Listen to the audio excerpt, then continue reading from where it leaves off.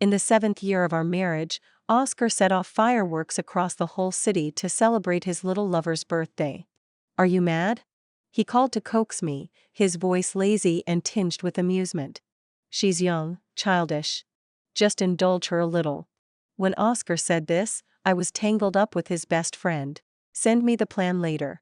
I'll give my boyfriend the same treatment. There was a moment of silence on the other end of the call, followed by the sound of glass shattering on the floor. Later, Oscar refused to divorce me. Break up with him, okay? His eyes were red, and his smile was forced and ugly. Or, let him be the side lover. I can accept anything, as long as you don't leave me. Chapter 01. Ruth wasn't the first little lover to show up in front of me. But she was the one who'd stayed by Oscar's side the longest. She spent half an hour telling me their grand, earth-shaking love story. I propped my head with one hand and listened quite seriously, nodding occasionally. Should I book the guest house in South City? Which looks better, the Auroras in Norway or the tulip fields in Keukenhof? For a New Year's trip, which place do you think is more suitable?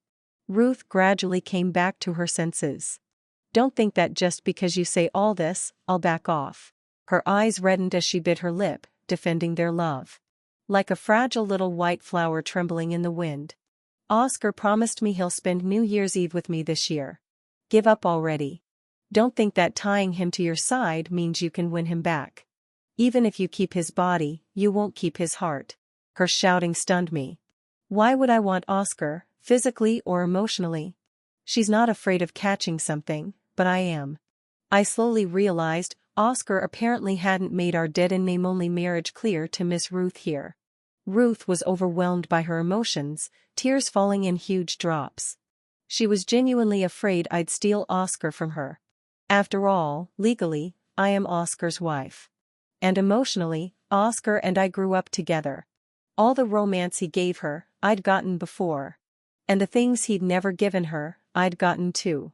Unfortunately, promises only last at the moment they're made. It took me many years to understand that. Ruth's tears splashed onto my arm. Disgusting. I sighed and got up to grab tissues. The door was suddenly kicked open. Oscar, who should have been boarding a plane, appeared at the doorway in a hurry. It had been about 30 minutes since he got the news. Driving from the airport takes at least an hour. He must have floored the gas, speeding all the way. A lawless man. Oscar, Ruth whimpered, looking at him with watery eyes.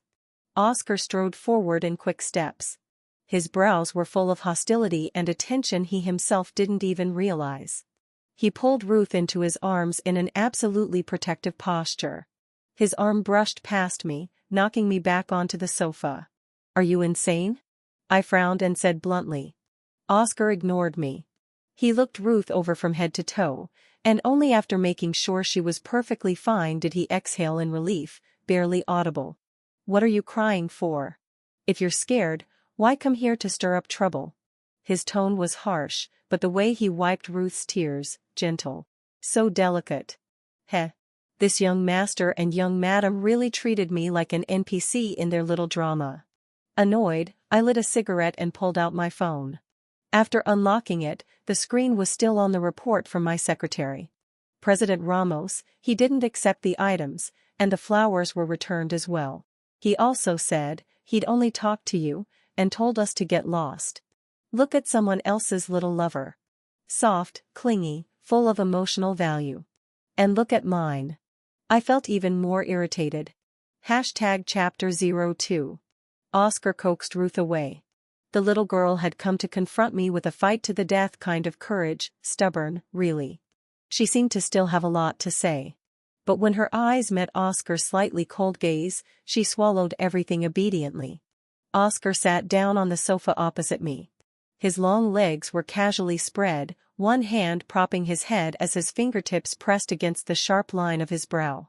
Alice, she's just a young girl. Oscar was knocking on my patience. I scoffed, narrowed my eyes through the smoke. She doesn't know her place, I said. She's a kid, she doesn't understand the twists and turns of these things. He lifted a brow lazily. That necklace she bid against you for last time, should I have someone send it to you tomorrow? I flicked the ash off my cigarette, neither agreeing nor refusing. The North City project, give me another 3%, I said. Wasn't that deal settled last month? Oscar frowned. You're already getting the bigger cut. I didn't bother responding. It's not like Oscar is the only one in the world who needs to coax his little lovers. My silence meant there was no room for negotiation. Oscar grew irritated. He knew what methods I was capable of. After all, before Ruth, more than a few others had learned the hard way. The first girl who dared to provoke me was just in her early 20s, wearing a red dress like a blooming rose. Arrogant, she smashed my car and said Oscar would pay for it.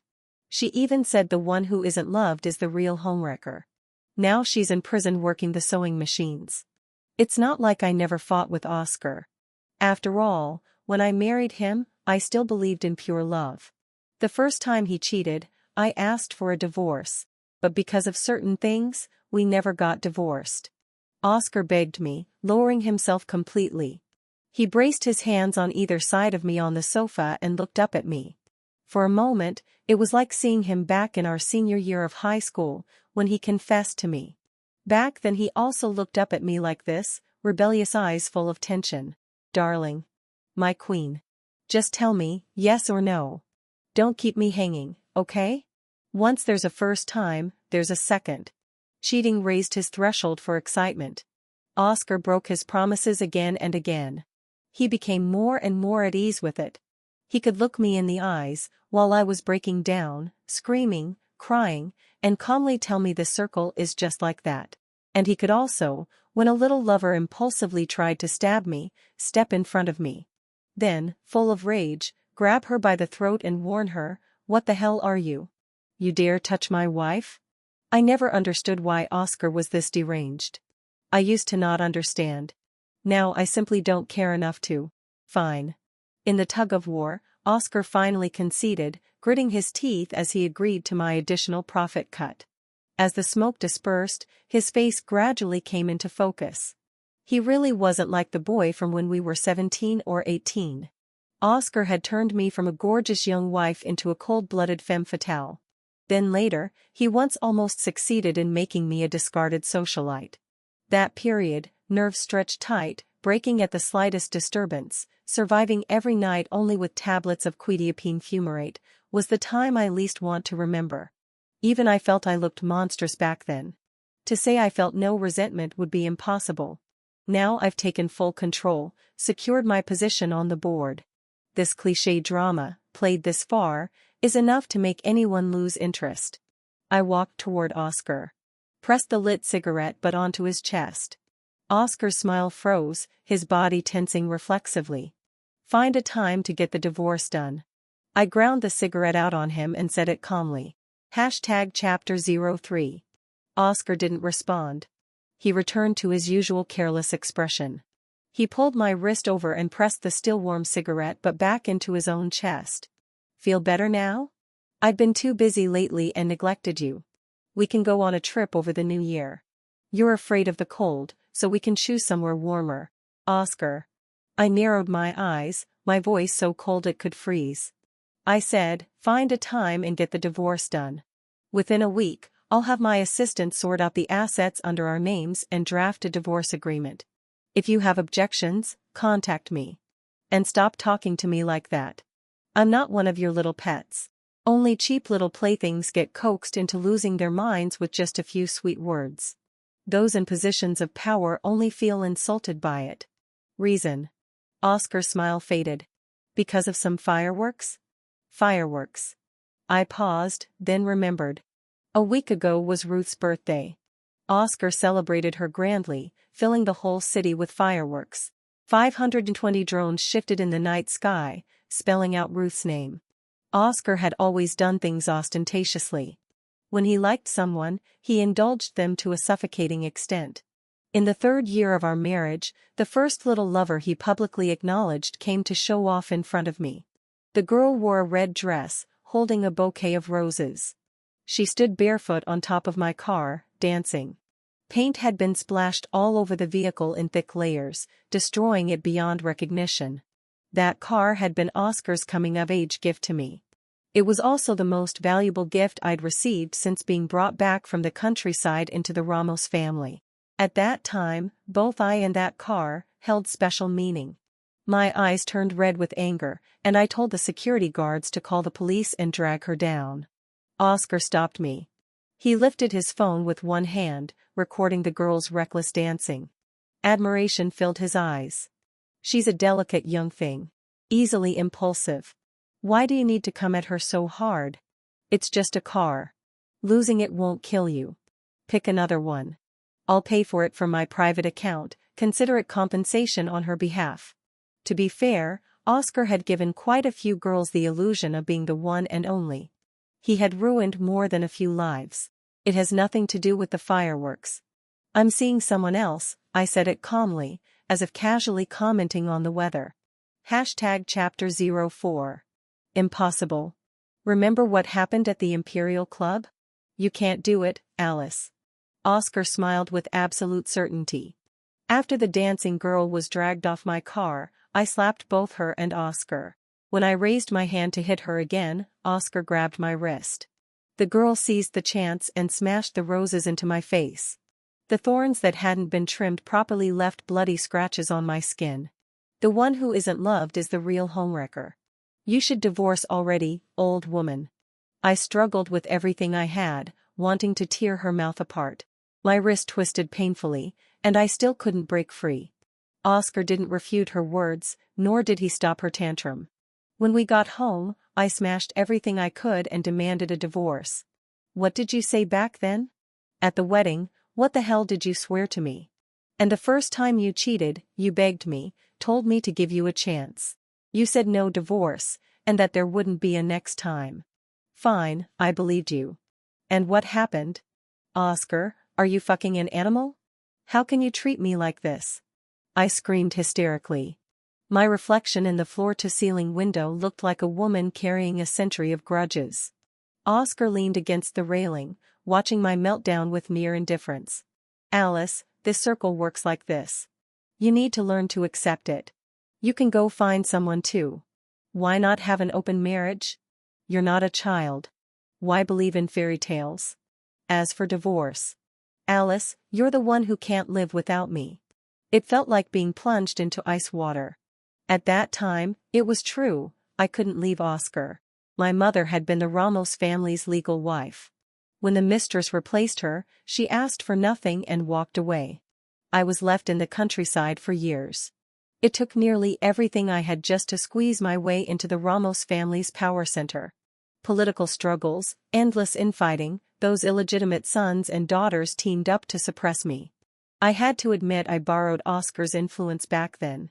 I had thought the open marriage suggestion was just something he said casually. But the next day, Oscar took me to the Imperial Club. Alice, you should give it a try. He ordered 20 male models for me, lined up in a row. A warm hand rested on my shoulder. One of them called me sister, then leaned in and placed a tentative kiss at the corner of my lips. I met a pair of eyes full of flattery and servile eagerness. A strange, indescribable discomfort rose in me. That discomfort peaked the moment I caught Oscar's amused watching gaze. I shoved the man away abruptly and turned to vomit. Oscar, you're disgusting. I vomited until my face went pale, threw down those words, and almost fled the place. After that incident, Oscar never again mentioned letting me go find someone. He seemed to take it for granted that I could never break my moral boundaries. But people change. Thunder rolled across the sky. My thoughts snapped back. Think whatever you want. But I'm not joking about the divorce. If you don't agree, I'll take it to court. Honestly, you've handed me enough evidence of your affairs over the years. If it comes to that, both families' stock prices will tank. Think carefully. I finished speaking, grabbed my coat and car keys, and headed for the door. In this heavy rain, where are you going? I said, weather's bad. I'm going to keep my boyfriend company. Oscar could no longer smile. #Chapter 05. It had been typhoon season recently. When I came upstairs from the underground garage, I shivered from the cold. The moment I walked through the door, a collectible figure came flying toward me. I dodged it quickly. I said I didn't want. Santiago's brows were tinted with faint anger. When he saw it was me, his voice cut off abruptly. So you still remember to come back? He instinctively took a step toward me, then stiffly forced himself to stop. His beautiful fingers pressed against his reddened eyes. I pulled him onto the sofa to sit with me. I'd been too busy these few days. Didn't have time to take care of you. Half a month ago was Santiago's birthday. I had agreed early on to spend it with him. But I ended up on an inspection trip and missed it. Last week I told him I'd make it up to him by staying with him for 3 days. Then Oscar's damned fireworks incident blew up, and I had to deal with the media and the elders of both families. I broke my promise again. Santiago was wearing a silk white shirt, pressed into the corner of the sofa by me. I had personally chosen this sofa. It was big enough. The North City project, Oscar's family and your sister are both working on it. Oscar agreed to give another 30%. I'll split half of that with your sister. I continued coaxing him. The Law family's situation was similar to the Ramos family. Chaotic. Illegitimate children growing like weeds. Santiago Law's mother had been a legal wife. He never worried about money growing up, and studied his favorite, oil painting. When Oscar first brought me into the circle, Santiago left the deepest impression on me. Cold and ethereal, like a damn celestial being. A year ago, Santiago's mother suddenly committed suicide without warning. She left behind a son and daughter. They were quickly thrown out of the house, and most of their assets were devoured. On the day Santiago decided to kill himself, he ran into me. And then, he became my lover. You smell like him. Santiago suddenly said, his eyelids turning red. You always try to buy me off.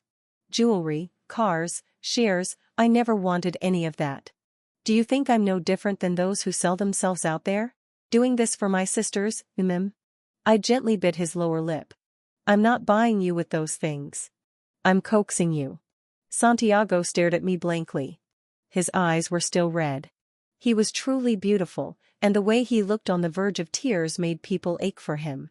And also stirred an inexplicable desire to destroy him, make him cry until he broke apart. Cruel, terrifying desire. What am I supposed to do with you, Alice Ramos? Santiago's voice was so soft it was barely audible. I was silent for a moment. I'm planning to divorce Oscar. Santiago's eyes snapped up to mine. You're coaxing me again. He thought of something and his expression dimmed. Emotional con artist. He was truly adorable. Something in my chest felt swollen and warm, like it had been soaked in water. I couldn't help curling my lips into a smile. How is that coaxing you? My hand slipped beneath his shirt. This is. We pressed closely against each other, and I could feel the heat rising rapidly from his body. He instinctively arched his waist. His cheek brushed against mine. Don't tease, the sound of his voice tangled my thoughts. Santiago was especially good at breathing provocatively. His voice was beautiful, too. A stark contrast to the cold, distant persona he showed on the surface.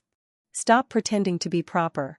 Santiago's hand stroked my waist and back, his breath breaking apart. His voice carried scorching heat. You like hearing it. TSK. Another little kink of mine, caught again. #Chapter 06.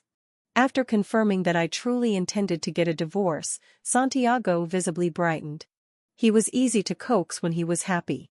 I took him out shopping and to eat, picking out a few outfits for him along the way. During the trip, I kept feeling a pair of eyes secretly watching me. I turned around twice but didn't notice anything unusual. In the underground garage, Santiago sat in the passenger seat, tilting his head back as he drank water. His Adam's apple moved gently. His lips were damp and glossy. When he wasn't showing any expression, he looked naturally cold. My gaze drifted downward, landing on the faint marks on his neck. Just thinking about how someone so reserved and proper could be so wildly indulgent in private, my heart swelled with a tingling electric rush. Santiago curled a finger and wiped the moisture from the corner of his lips. He glanced at me. That look hooked me immediately, and I leaned over to kiss him. My phone began vibrating endlessly at the worst possible moment. I pressed the lock button twice impatiently. Hung up. It rang again. And again. Who the hell? He better actually have something important to say. I grabbed the phone, annoyed, and looked at the screen. Oscar. Great. Even more annoying. Santiago saw it too. He narrowed his eyes and unbuttoned the first button of his shirt. What is it?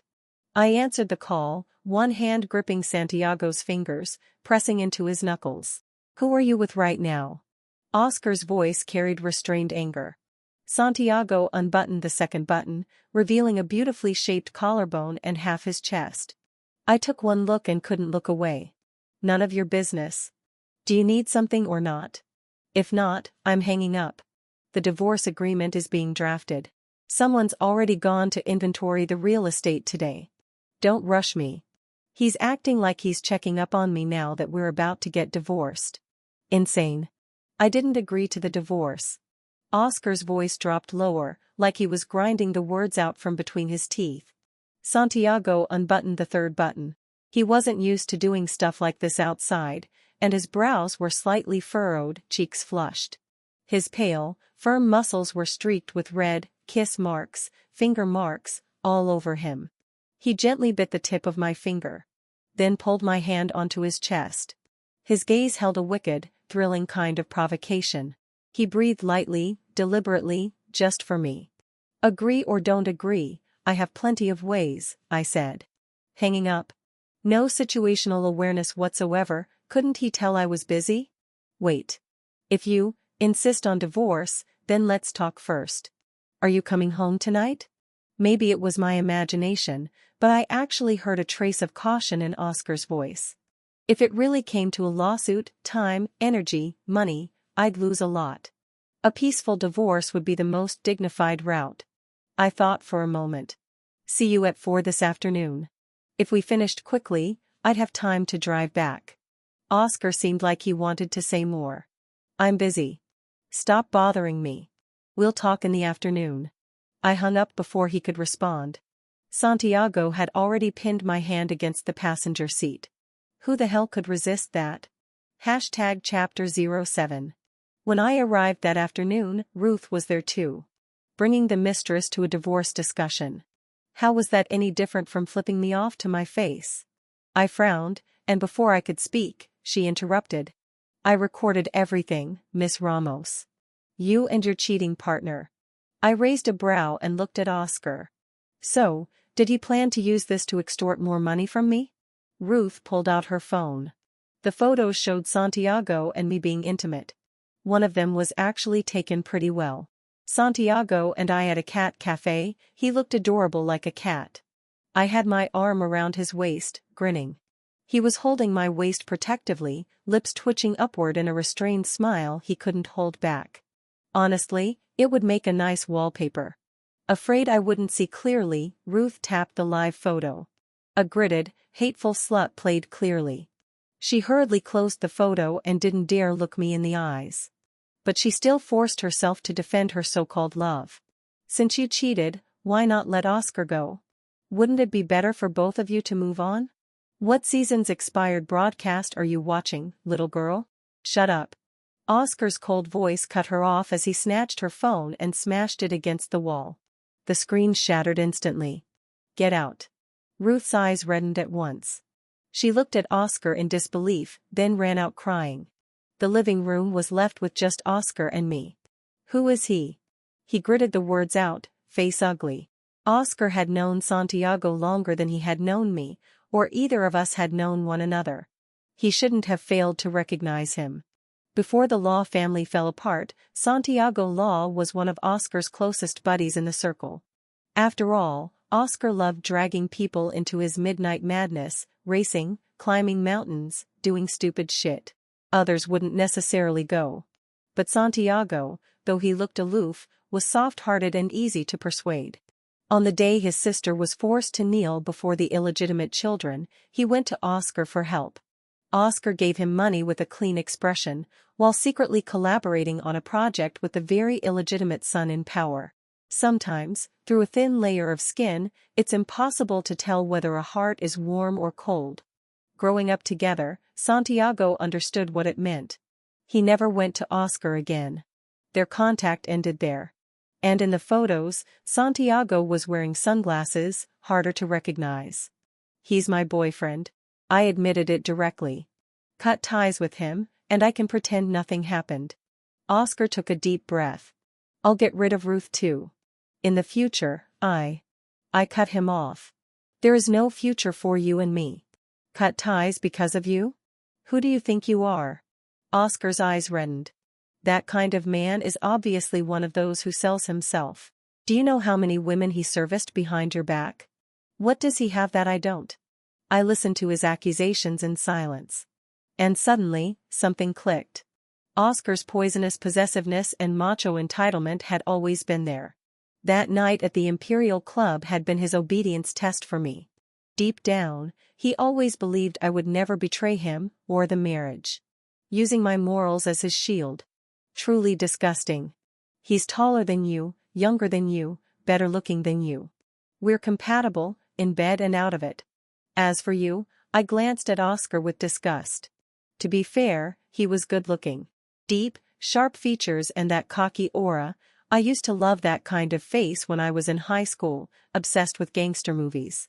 But now, all I saw was ugliness. If you have time, go get some skin tightening done. Otherwise, standing next to your little lover. People who know will think it's a kept woman arrangement. People who don't might think she's serving her dad. That old face of yours makes me sick. #Chapter 08. Oscar agreed to the divorce. I pushed my assistant and the legal team, and within 3 days the agreement was drafted. I wanted to go file it the same day. But Oscar held the agreement in his hand and still wouldn't sign. He made one request. That during the 30-day divorce cooling-off period, I live with him and eat with him every day. Miss me already? I had just finished showering, my hair half dry. Holding up my phone, I was video chatting with Santiago. When Oscar made the request, I thought for half a minute and agreed. That same day, he signed the paperwork and accompanied me to file the divorce registration. Now a week had passed. The lighting on Santiago's side was dim. He seemed to have turned on an ambient lamp. No, he was handling something with his hands, eyes lowered, his voice cold. Yeah. If you don't miss me, I'll hang up then, I said on purpose, a smile almost spilling from my eyes. I liked pulling at him like this. It was thrilling. Santiago seemed to let out a quiet scoff, and, maybe intentionally, brought the thing in his hand closer to the screen. That was. Your new toy arrived. I didn't feel embarrassed at all. Laughing with my shoulders shaking, I reminded him. Baby, it's your new toy. Whoever it's used on is who it belongs to. You've been getting kinkier lately. Santiago commented. I was just about to tease him, when the bedroom door was knocked on. Alice, I made a late-night snack for you. Oscar's voice carried through. Santiago raised an eyebrow, amused. Quite the luck you've got. Someone bringing you snacks in the middle of the night. Do you want the snack, or do you want me? He lowered his voice. My focus snapped back immediately. You. No hesitation. Good girl. Santiago's eyes curved as he smiled. God, he was stunning. Like a lone sailor encountering a siren who had never lost a single battle. And I was willingly seduced. Willingly sinking. #Chapter 09. Although this house was under my name, I didn't plan to continue living here after the divorce. Oscar and I owned many properties. This one was considered our marital home. Most of the good and bad memories were here. And it disgusted me. I began gradually moving out my things. Oscar noticed quickly. Alice, the photo in the living room. Oscar rushed upstairs, one slipper flying off as he ran. His eyes landed on the photograph I had cut into pieces in my hand. His voice cut off instantly. How could you? His throat tightened, and his eyes turned red. This was our photo. It belonged to both of us. How could you destroy it without saying a word? What are you getting worked up over? I frowned, puzzled. It's just a few photos. Besides, you once let Ruth tear up our wedding photos, the ones without backups. So I assumed you didn't care. Our wedding photos were taken by a well-known photographer. Both sides had kept a copy of the negatives. Oscar deleted his copy to please Ruth. And 6 months ago, that photographer died unexpectedly. The negatives on both sides were gone. Oscar's face went pale instantly. His hand, hanging by his side, trembled ever so slightly. Without a word, he stepped forward, collected the pieces. "I'm sorry, Alice." Before leaving the room, Oscar lowered his head, smiling bitterly. "So that's how you felt back then. I'm sorry I made you that sad." Chapter 10. The villa was mostly packed up. Everything I needed, I took. All the couple's items, the framed photos, the matching ceramic figurines we made together, I burned and threw away.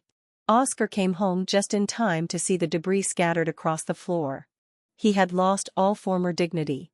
Half kneeling on the ground, frantically trying to piece together the broken ceramic doll. "It won't fit." "Why won't it fit?" "Of course broken things can't be put back together." The shards sliced his fingers. Blood mixed with tears. When Oscar looked up at me, tears clung to his lashes. "Do you really hate everything related to me that much? Why destroy it all? Can't you leave me even a single memory?" I said nothing. Lowered my gaze, looking down at him from above. Watching him lose control. Watching him question me. So this was what it felt like. My silence was an answer. Oscar's voice weakened. He looked at me with an expression he had never shown before, nervous, frightened, devastated. "You really don't want me anymore?" After so many years of marriage, when Oscar suggested living together for the final month, I already understood him. He had never taken my desire for divorce seriously. He thought I was just disappointed in him because of Ruth. He believed that spending a month with me, reliving the days when we once loved each other, would soften me. Would make me regret. He was calculating me. And I was calculating him. I didn't expose his delusion. Instead, I urged him to register the divorce that very day. There are still 13 days left. I reminded him coldly and turned to leave. My attitude clearly provoked Oscar. That night, he climbed into my bed. "Alice," he grabbed my hand and pressed it to his waist. Smiling in a flattering, cautious way. "Whatever he can do, I can do too. You can treat me however you want. Don't divorce me, okay?" I cursed under my breath. And shoved him away hard. My expression completely lost all control, disgust written all over my face. "You want to get in my bed? Submit your medical records for the past 3 days to my assistant, along with your 30-day location history and the health reports of every woman you've slept with in the last month." Sleeping with him was impossible. But if he disgusted me, I'd return it tenfold. Oscar turned white instantly. "You think I'm dirty?" he asked, voice trembling in disbelief. I sneered. "Shouldn't I?" Chapter 11. Oscar went back on his word. 10 days before the final divorce registration, he changed his mind. "Alice, let's not divorce, okay? I'll cut ties with Ruth completely. From now on, no more messy people disturbing our life. I'll only set off fireworks for you. We can travel. Didn't you always want to see the aurora?" I couldn't be bothered to argue with him. The moment he backtracked, I had already notified the legal team. This divorce was happening. No matter what. "Alice." Oscar couldn't stop me. Watching me pull my suitcase toward the garage, he panicked and grabbed my wrist. "As long as we don't divorce, you can do anything you want to me." His eyes were frighteningly red, and he forced out a shaky smile after several attempts. "I won't question or interfere with you. And him. Just let him be the side one, okay? As long as you come home. I just want you to come back home whenever you think of me." I shook off his hand. My mind was filled only with Santiago's noble yet helplessly in love expressions. "He's not you. He can't be wronged." Oscar looked like he'd been stabbed straight through the heart. His breathing faltered instantly. His chest rose and fell sharply. He tried several times but couldn't form a complete sentence. As if in unbearable pain. I didn't want to stay another second. I turned and left. I didn't expect Oscar to follow. He drove one of my cars, my car, and followed me all the way to Santiago's place. Because the license plate was registered, neither the guard nor the system stopped him. I only took a quick shower. And downstairs, chaos broke out, things crashing, shouting. When I came down, both their faces were bruised. "She's my wife." Oscar gritted the words through his teeth. Santiago's gaze was ice-cold, sharp enough to cut. He didn't back down at all. "Soon she won't be." The living room was a disaster. The carpet bunched up into a mess, the flowers I picked crushed into dry stems.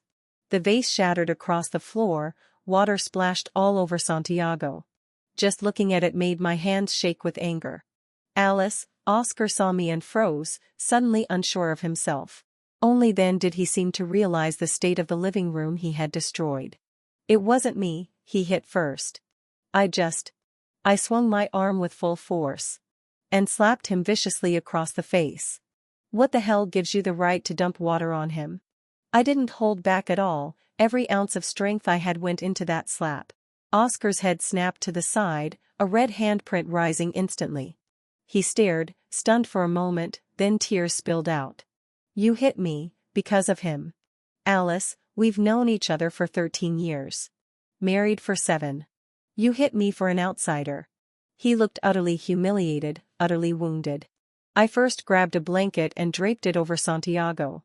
Only then did I answer Oscar's question. "Do you know why I ended up with him?"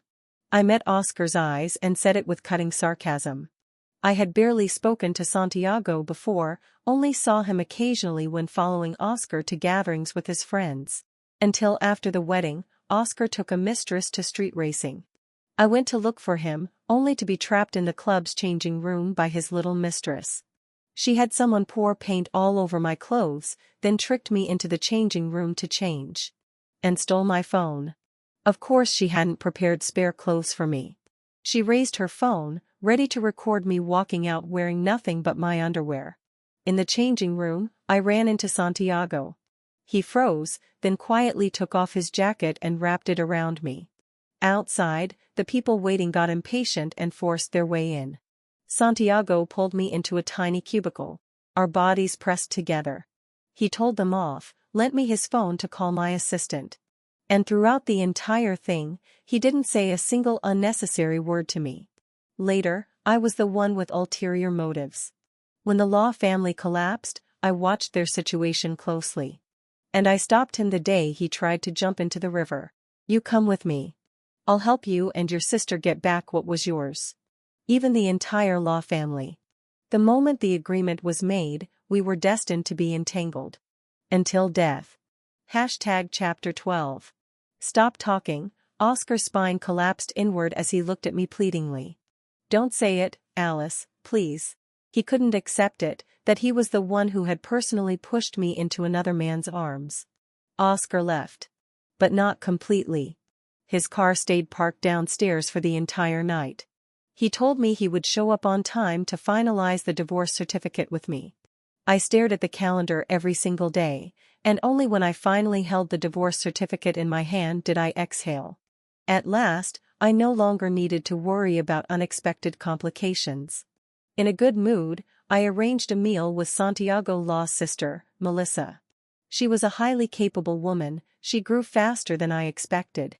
I appreciated her very much. When she first learned Santiago had sold himself to me for her sake, Melissa had come to challenge me.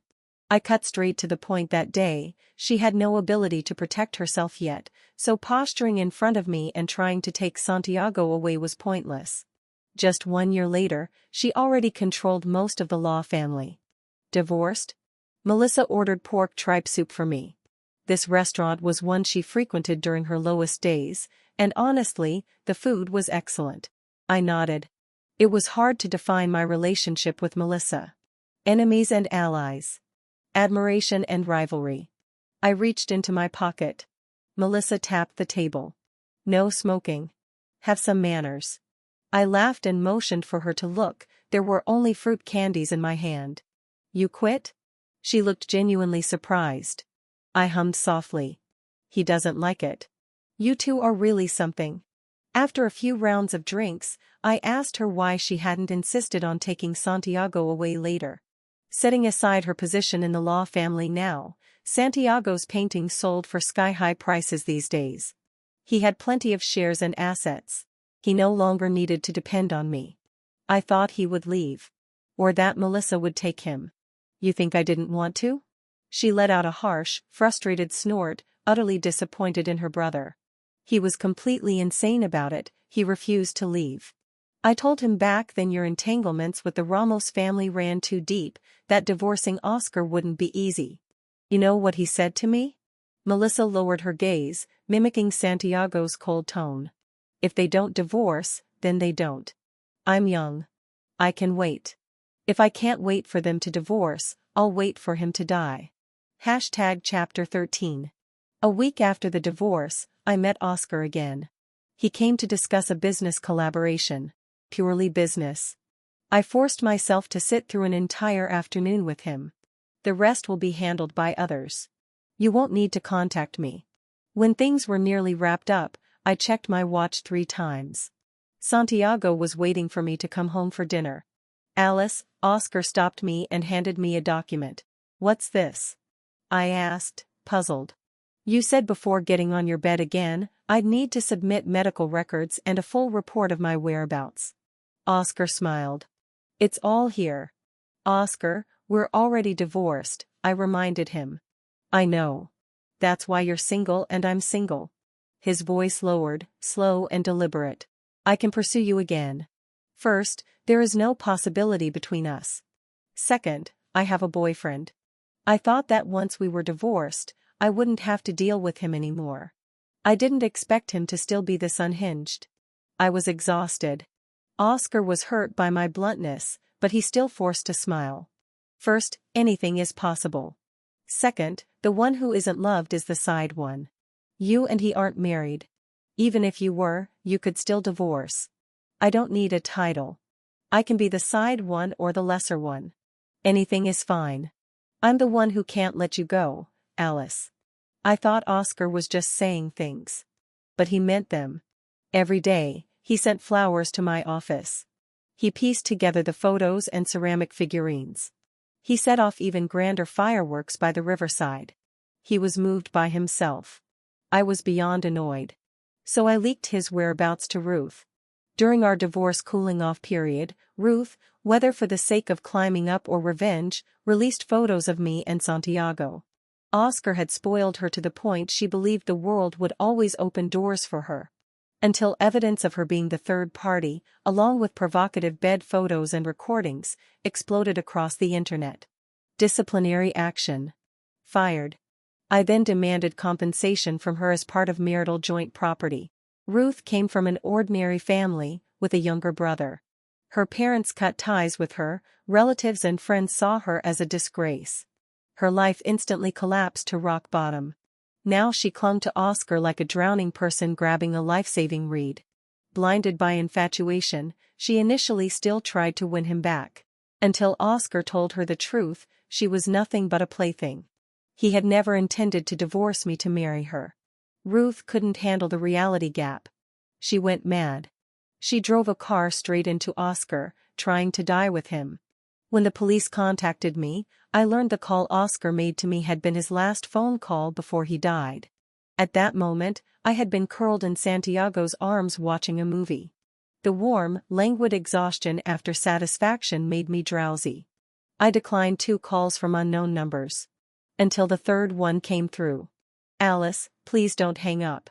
After this call, I won't ever bother you again. He really did know how to predict a person. I sighed impatiently. What do you want to say? That night when we were 18, watching the meteor shower, you said your wish was to rise above everyone, to make the entire Ramos family look up to you one day. You did it. You asked me for years what I wished for that night. I never told you. At first I wanted to tease you. Later, I felt guilty. I didn't dare tell you. My wish that night was to live with you, die with you, and stay in love forever. His voice sounded a little strange. But still normal enough. Nothing that hinted these were his final words. Oscar cried as he spoke. I didn't even say my wish out loud, so why didn't it come true? In the end, he asked me 2 questions. Alice, will you forgive me? I said no. He paused, then asked again, then, will you remember me? I still said no. Leaving the past in the past is a form of respect for the present. Those moments, bright or shadowed, I would not keep. After answering the police's questions, I adjusted my posture. Santiago's arm circled my waist, his fingers wearing the ring I'd slipped onto them. Winter. A soft blanket. A warm movie. Heat and tenderness. The presence of someone you love. Happiness was almost overflowing. I looked at the little paper window decoration Santiago had stuck on the glass and said, "It's snowing." Santiago hummed softly, squeezed my fingers, and confessed without warning. "I love you." I hummed just like he did. Before he could complain about my lack of emotion, I added, "I love you too. Happy New Year."